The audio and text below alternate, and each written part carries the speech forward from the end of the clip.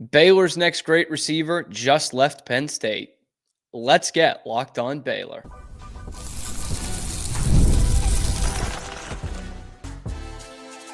You are Locked On Baylor, your daily podcast on the Baylor Bears. Part of the Locked On Podcast Network, your team every day.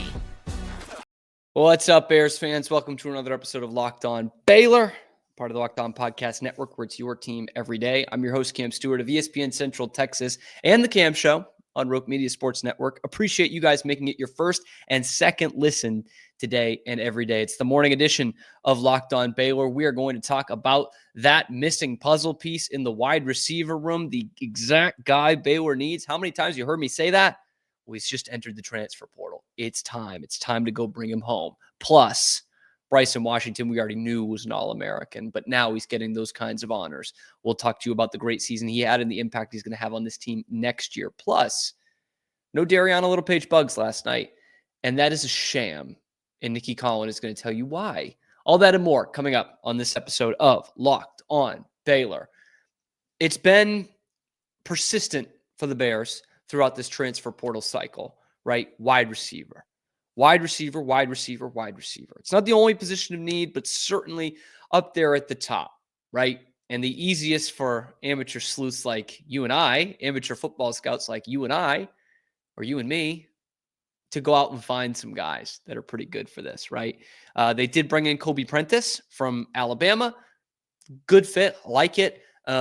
Definitely like that move and bringing him in here. But with what you are losing, there are a couple guys you need to bring in.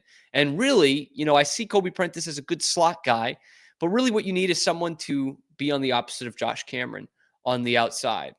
Well, let me tell you, he just entered the transfer portal. Omari Evans from Penn State, fresh off the college football playoff and getting all the way to the semifinal, has entered the transfer portal. And let me tell you about Omari Evans, man, because this is the guy. All right.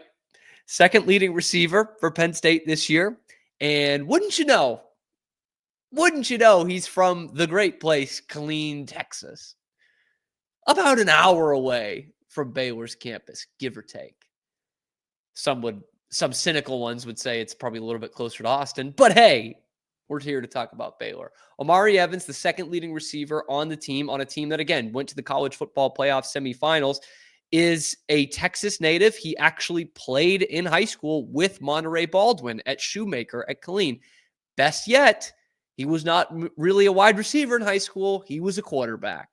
Omari Evans was throwing touchdown passes to Monterey Baldwin in high school and did have a Baylor offer pretty early on in his college career, or at least early on for the offers. It was his junior year, but didn't really get like a steady dose of playing time until that year. So there was Baylor interest then.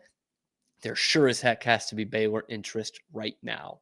And from the Penn State side of things, what's pretty interesting is, Evans is their second leading receiver, and he went into the portal. Well, their leading receiver, Harrison Wallace, also went into the portal on Tuesday. What what's his name? Windhorst.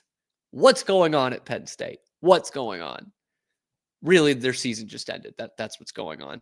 And I think you saw the frustration from the Penn State wide receiver room in the Orange Bowl against Notre Dame. Their receivers did not have a catch in that game. It was only to tight ends and backs. Drew Aller, check down merchant, most overrated quarterback in college football. We'll talk a little bit more about him this week, by the way, and how it relates to Baylor. But when you have that kind of talent for guys like Harrison Wallace and Omari Evans, and you're not getting them the ball, of course they're going to want out. And Omari Evans, in particular, someone that James Franklin said had superpowers. That's how fast he is. An absolute burner on the outside. And boy, if there's something we love in our wide receivers at Baylor, it is speed. It is elite speed. Evans with 21 catches this year, 415 yards, 5 touchdowns. That's 20 yards a catch. I'm just like salivating thinking about Omari Evans catching passes from Sawyer Robertson rather than Drew Aller and playing in a Jake Spavital offense. I mean, it's just so perfect. It's so perfect. And there's going to be plenty of interest in this kid. Plenty of SEC interest. I'm sure interest from other schools in the Big Ten. And I'm sure the superpowers or so-called superpowers of our own state will be after him. Steve Sarkisian, Mike Elko, I'm sure. Tech's had an awesome portal window. And there was a guy who tweeted at me at Locked On Baylor, who is a burner account for Tech, but he did say, well, the only reason Baylor offered is because of Joey McGuire in 2020. And there's something to that. Not the only reason, that's stupid, but hey, there's something to that too. But again, if you want to look at a program here in Texas, close to home, with stability at quarterback and stability on offense, it's Baylor. I'm sorry, it is. You don't know with Tech. I thought they underachieved a little bit this year. And Baron Morton was kind of eased back into the thing. Sawyer Robertson's a better quarterback than Baron Morton, of course. A&M, no idea. No idea what they've got going on offensively there. And then UT, they're ushering in a new guy. It's Arch Manning, but it is a new guy. So this kid, Omari Evans, deep ball threat, could fit perfectly with this offense. And I will take anybody with superpowers. Okay, that sounds good to me. Harrison Wallace, he was the leading receiver for Penn State, but it's not like he was dwarfing Omari Evans' numbers. He was not a 1,000-yard, 900-yard, 800-yard receiver either. So maybe there's some interest in Harrison Wallace there. Of course, his phone will be ringing from every major coach in the country. And boy, this is going to hurt Penn State quite a bit. That's not good. They're losing basically their only three playmakers on offense. But anyway, that's not for us to talk about. So there could be some interest in Harrison Wallace as well, but I expect the Omari Evans to be the name. He's like a Monterey Baldwin 2.0. He really is. Maybe even better, if we're being honest. Absolute burner, a dude who could get open on the outside, and one that would fit like a glove with Sawyer Robertson and Jake Spavital and some play action passes, baby. Whew. So remember that name, Omari Evans. That's going to be the one we're looking for. We'll, of course, have a full transfer portal recap or, kind of news of the week for it on Friday's show. But that is something to look out for. And definitely, I think there's something to talk about with what I'm seeing with Drew Aller and some of the hype that I'm seeing around Drew Aller, the Penn State quarterback, and the lack of hype for our guy, Sawyer Robertson. But if Sawyer's got Omari Evans on one side, Kobe Prentice in the slot, and Josh Cameron on the other side, trust me, nobody's going to be picking Drew Aller. Nobody. Anyway, a big part of that offense as well will be Bryson Washington going forward. And Bryson is now getting the plaudits he deserves and that we all knew was coming. But this could make for an even bigger season for Washington going into 2025. We'll tell you about the awards he's getting, the recognition he's getting coming up next on Locked On Baylor. But first, today's episode is brought to you by Wayfair, as you well know. After the holiday hustle, there's nothing like giving your home a little TLC. I find that the decluttering and refreshing the space around me really helps, gets me back into the swing of things. So whether you're tidying up, cleaning out, or you just want to give your space a new look to start the year, Wayfair has everything you need, all within your budget. I'm looking to spice this up a little bit. We don't have a lot of space, but we're trying to make the most out of it, okay? And my favorite part about Wayfair is the free and hassle-free delivery, even for the larger items, okay? It's such an easy website to navigate, which is pretty key for me. And there's something for every style, every space, whether you're in a house, apartment, shed, van, doesn't matter. Wayfair's got you covered. Give your home the refresh it needs with Wayfair. Head to wayfair.com right now. That's WAYFAIR.com. Wayfair, every style, every home. It's a good day for guys named Washington in the Baylor program, specifically Bryson Washington. Yeah, he's having a pretty good week. But also needs to be said, Kevin Washington leaving the University of Texas as one of their high honchos in that UT program to come to Baylor to be the associate AD for mission impact and enrichment / athletics chaplain. So that's pretty good for the guys named Washington. Even better, Bryson Washington, the Baylor running back, was named a freshman All-American by the FWAA. That's the Football Writers Association of America. They write things. And of course, we knew something like this was coming for Bryson Washington, but this is a natural 2-year progression. This year, he's a freshman All-American. Next year, he is an All-American. Full stop. But obviously, a huge part of this turnaround for Baylor. Like, we talk about all the different things that led to this turnaround. And there were plenty of things. Like, don't get me wrong. Of course, the one we talk about the most is Sawyer Robertson really taking and running with that starting quarterback role, obviously the offensive line coming around. And of course, Jake Spavital kind of hitting his stride too, and that playbook kind of clicking with these guys.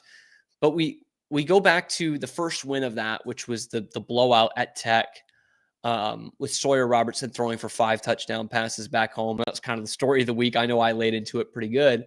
But Bryson Washington had 3 touchdowns in that game. And Sawyer Robertson's first start against Air Force was pretty successful, but that was also a big game for Bryson Washington. So as much as Sawyer Robertson turned this thing around, and he did, Bryson Washington was there improving this team every step of the way. He was terrific this year, and obviously still a freshman. I think he appeared in a game or 2 last year, got banged up, doesn't start the year for the Bears, and so there's not a ton of hype there. I feel like I'm kind of screaming into the void of like, hey, no, trust me, this guy was awesome in high school. He's physical. He can handle this. And at the beginning of the season, it's like Bryson Washington wasn't really part of the equation, right? It was Dawson Pendergrass for, taking a leap in his sophomore year. And this is Richard Reese's comeback. And Dominic Richardson could still be that bell cow for them.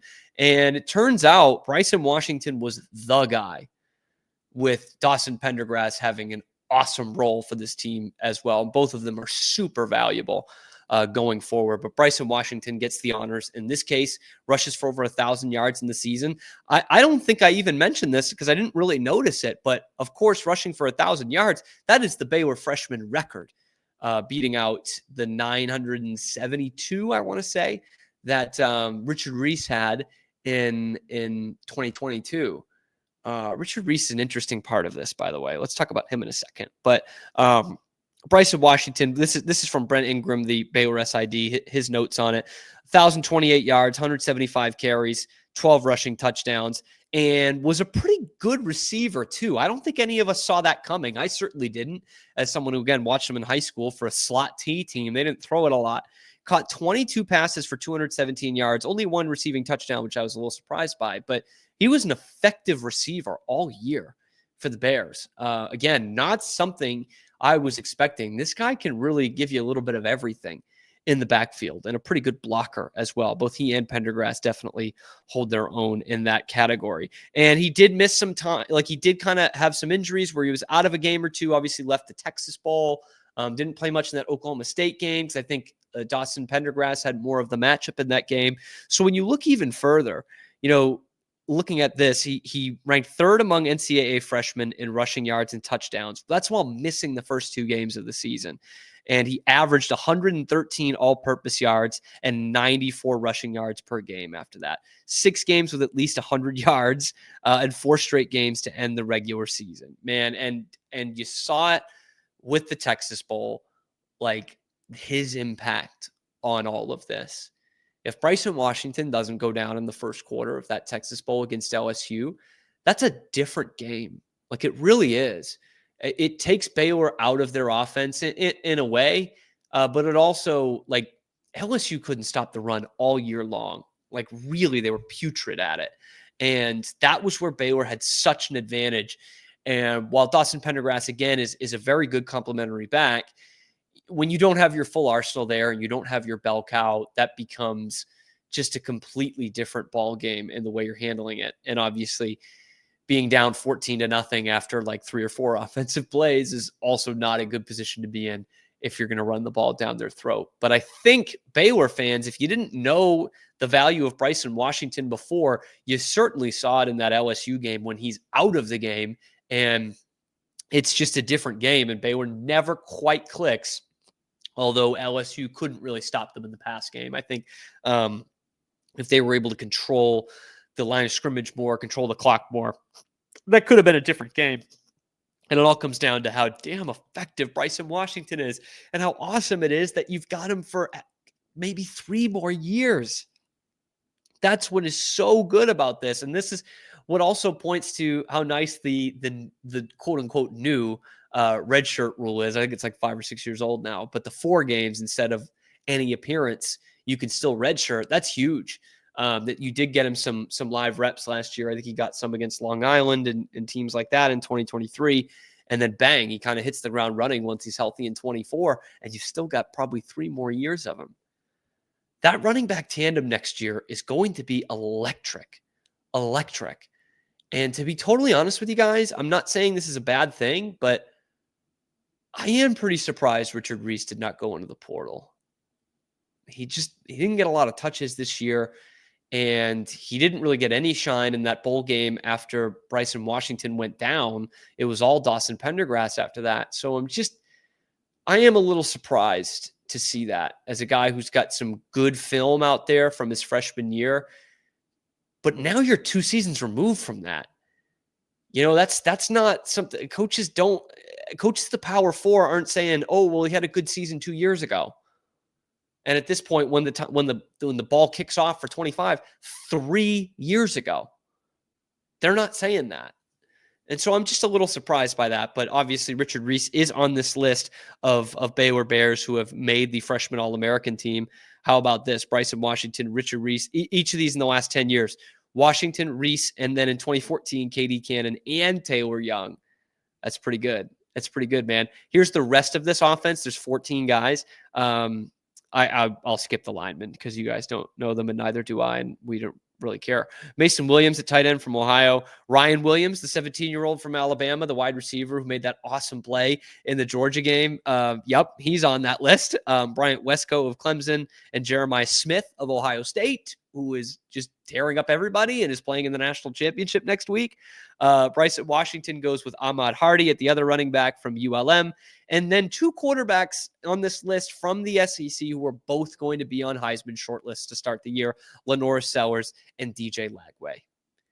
That is the kind of company that Bryson Washington is keeping right now. Think about that. We're talking about the very best freshman in the country, and Bryson Washington is right there. Right there, man. And snubbed for some Big 12 awards, I thought. And he will not be snubbed next year. If Bryson Washington is healthy, he will be an all Big 12 guy, and he will make a serious push for All-American. I truly 1,000% believe that both Baylor's quarterback and their running back are going to make those kind of pushes as all Big 12, All-American, potentially Heisman candidate kind of players. And y'all, I can't wait to watch it. I really can't wait to watch it. But Bryson Washington deserving this kind of credit, and he is going to have the Big 12 on notice next year. No inside linebacker is safe, or safety if you're bold enough to do that. Because he is a runaway train. Love watching Bryson Washington. Very blessed that we as Baylor fans are going to get to watch him for the next couple of years. One player we didn't watch last night was Dariana Littlepage Buggs. And Nikki Collin is here to tell you that is BS that's coming up next on Locked On Baylor. But first, another sponsor of today's video is Rocket Money. Let me ask you this question. You probably know where I'm going with this.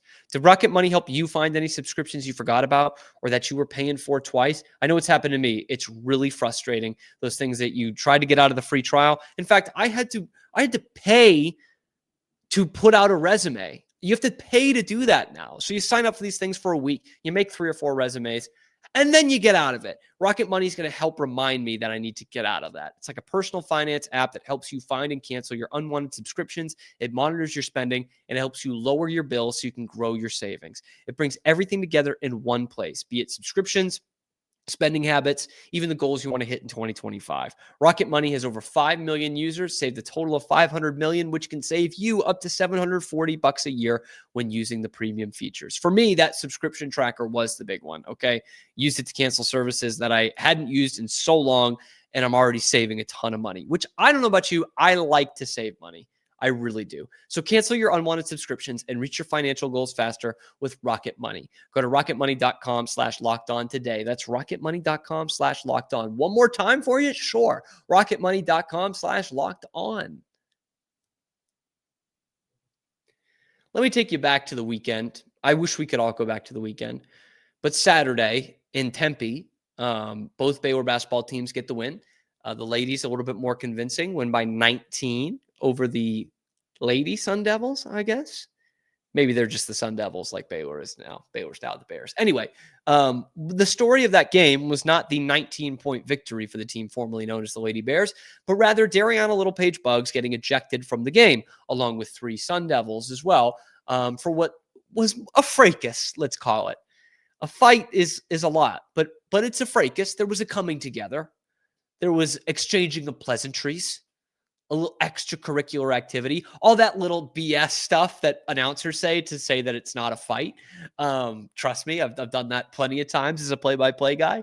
And I looking back on the tape, I was kind of surprised. Like, I get it in basketball, you kind of have to eject someone once there's a punch thrown. But if you watch it, I'm like, really?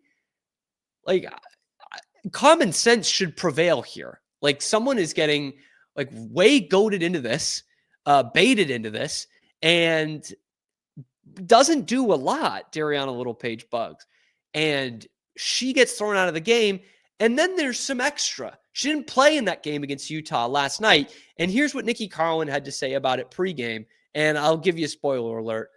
I find it tough to disagree with her. Have you heard anything from the league office? Have you sent in the video of Buggs getting into it, and have you heard anything? Okay, so first of all, you may or may not know that I'm chair of the Rules Committee. There is no appeals process. There is no, I think, so at this point, Buggs is suspended for the next game. Just really, really disappointed, quite frankly, with the ruling. Really, really proud of how Buggs handled herself. I think when you look at the lead up to the incident, I feel like the whistle could have blown on the first sucker punch to the stomach, or the elbow to the head, or the elbow to the back that kind of led to the incident. But I, quite frankly, don't know what Buggs could have done better, except turn and run. And we do not turn and run at Baylor. That's not something we do. Nikki hits the nail right on the head. This is bull crap. It totally is, man. And she said, like, talk your feces, Nikki Collin. Like, that's what I'm talking about. Yeah, maybe they should have stopped it when there was a sucker punch in her stomach, an elbow to the back, an elbow to the head. You watch the video, that's the prevailing thought. That's the first thing I have. I'm like, why is this play still going on? Why is the whistle not blown? Why is everyone still playing? It's ridiculous. And so that happens. It allows for so much to happen now because there's no appeals process. So if you're a coach that knows you can get under a star player's skin, do you just put like a hack out there and just hack her a few times? And she'll get ejected too. You'll both get ejected, but you take a much better player out of the game for them. What is going to stop a coach from doing that? And with the appeals process, the lack thereof, are you kidding? I'm sorry. I thought this was America. I thought I pledge allegiance to the flag and we do the national anthem of the United States of America before these games. But apparently we're in Soviet Russia. No appeals process. Refs are 100% correct all the time, of great moral standing, and they always get it 100% right. We don't need to go to review then during the games, right? We don't need to do video reviews. No, we can't. We don't need to challenge plays. Don't need to go to the monitor because the referees are right 100% of the time. So we can do that if a ball hits off a fingertip and goes out of bounds. But if a star player is suspended for a game, you can't ask any questions. You can't appeal that. What is happening? What is happening to the game I love? What is happening to this country? Free Dariana. It was only one game, but still, that's a big game last night. And you're going to tell her to sit down for what? For standing up for herself? For not taking any crap? Or for taking like 5 or 6 stuff of crap and then trying to fight back? Like this is bull, man. It really is. And it's in no coach's good nature to tell their players to run away. The bench, stay on the bench, right? Because that's an unnecessary technical if it comes to that. But if you're getting pushed around like that and getting those cheap shots, this is not like power of words here, okay? She's not the Mohandas. There's only so much a person can take. Nikki Collin was dead on with this one, man. Dead on with this one. And it's total bull that Dariana Littlepage Buggs had to get suspended for that game. And I'm questioning the integrity of Arizona State women's basketball. Maybe that is what they were trying to do. Maybe they were just trying to get under her skin and get her ejected. Bunch of hacks, man. That's not the game we play. We play the beautiful game at Baylor. And it's absolute BS that Dariana got suspended without even having a day in court. What does that teach our children? Seriously, what does that teach our children about justice? I'm sorry. I thought we were in America. My apologies. My bad. That's what happens when you leave Texas, man. I'm telling you. That's what happens. Play a game outside of Texas. Who knows what's going to happen? Anyway, let me know what you guys think down in the comments below. Should she have been suspended for that game? Is Bryson Washington going to be an All-American next year? Is Omari Evans the next great receiver along with Josh Cameron at Baylor? Let me know in the comments below. Be sure to like and subscribe. That helps out the channel a lot. In fact, I did my research. 76% of you that watch are not subscribed. Come on, guys. It helps out a lot. And you'll get to be up to date with all the Baylor Big 12 news that you want. Okay? Not only on YouTube, but wherever you get your podcasts. So if you like the video, like the video. And tell me that you like the video down in the comments below. And we will see you this afternoon talking about some basketball from last night on your favorite show. Thanks for making it your first listen today and every day. It's Locked On Baylor.